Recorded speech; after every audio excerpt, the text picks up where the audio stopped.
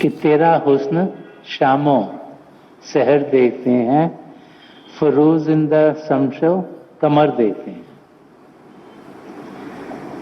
संत दर्शन सिंह जी महाराज हम समझा रहे हैं कि जब एक जिज्ञासु किसी पूर्ण महापुरुष की संगत में पहुंचता है, सत्संगों में आता है, रूहानियत क्या है उसके बारे में जानकारी पाता है, प्रभु से प्रेम करना है, प्रभु से लगाव करना है, प्रभु को जानना है, प्रभु को पाना है, उसकी जानकारी उसे मिलती है। तो वो अपने सद्गुरु में प्रभु के रूप को देखना शुरू होता है।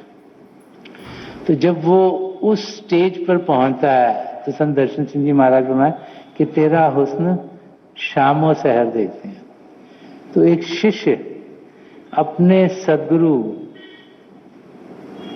को बहुत ही सुंदर समझता है, उसको उससे ज्यादा सुंदर कोई चीज दुनिया में दिखाई नहीं देती। संत दर्शन सिंह जी महाराज जब हजूर बाबा सावन सिंह जी महाराज की बातचीत किया करते थे तो वो यही फरमाते थे कि हजूर को अगर कई मीलों से उनकी पगड़ी देख ली तो इतनी सुंदर वो पगड़ी बांधते थे कि उसका कोई मुकाबला नहीं था। उनके मुंह के ऊपर तिल की इतनी खूबसूरती से वो बयान किया करते थे। और हजूर बाबा सावन सिंह जी महाराज का स्वरूप उन्हें इतना खूबसूरत लगता था कि जब बात करते थे तो लगता था जैसे जमीन से वो ऊपर उड़ गए, इतनी खुशी से बात करते थे। हम सब समझते हैं कि कश्मीर बहुत खूबसूरत है, कश्मीर को हेवन ऑन अर्थ कहा गया। मुझे संत दर्शन सिंह जी महाराज के साथ कश्मीर जाने का मौका लगा। अब जब हम संत दर्शन सिंह जी महाराज के साथ थे तो चाहे कश्मीर कितना खूबसूरत, जितने भाई बहन उनके साथ सब संत दर्शन सिंह जी महाराज को देखते थे। कोई भी नहीं देख रहा कि झरना कैसा है, ये पहाड़ कैसा है।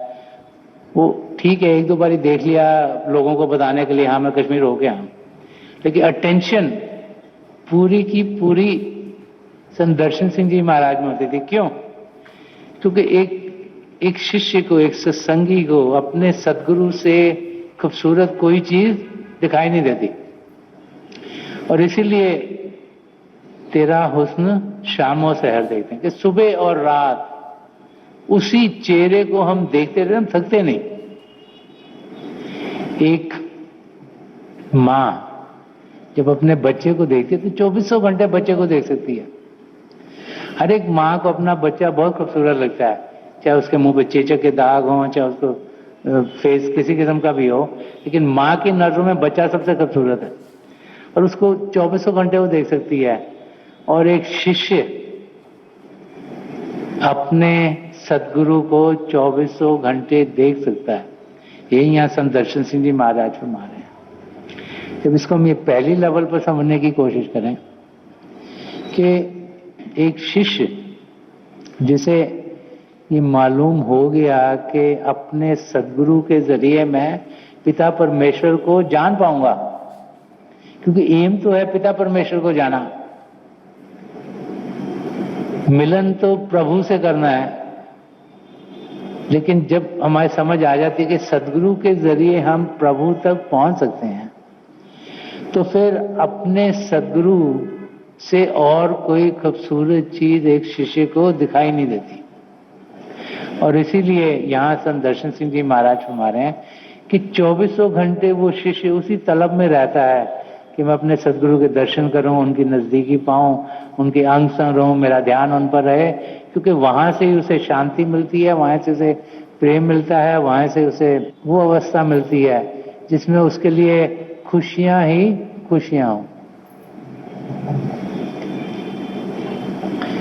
जब इस शेर को एक और लेवल पे समझने की कोशिश करें तो जैसे जैसे उस शिष्य को नाम की देन मिलती है तो नाम की देन के समय हमारे सद्गुरु यहाँ शिव नेत्र पर टिक जाते हैं। जैसे हम पिंड से ऊपर उठते हैं तो अंड में जाने के द्वार पर वो टिके हुए हैं। हम शरीर से ऊपर उठे और उनके नूरी स्वरूप तक पहुंचे। हमने रोशनियां, आसमान, सितारे, चंद्रमा, सूर्य पार कर लिया। और जब उनके नूरी स्वरूप तक पहुंचते हैं, वो स्वरूप जो यहाँ अन्न के द्वार पर टिका हुआ है, जिसको मिलकर हम अन्न तक पहुंचेंगे, उसके आगे भी जाएंगे, तो उस दिव्य स्वरूप की जो खूबसूरती है, क्योंकि वो स्वरूप है जिसमें से रोशनी निकल रही है, वो जो एक शिष्य है उसको वो हर समय देखना चाहता है, क्योंकि उसे मालूम है कि जब तक वो उस नूरी स्वरूप तक पहुंचेगा नहीं, तब तक वो अंदर की दुनिया में जा नहीं सकता। इस करके हर एक शिष्य की यही कोशिश होती है कि वो उस नूरी स्वरूप तक पहुंच सके।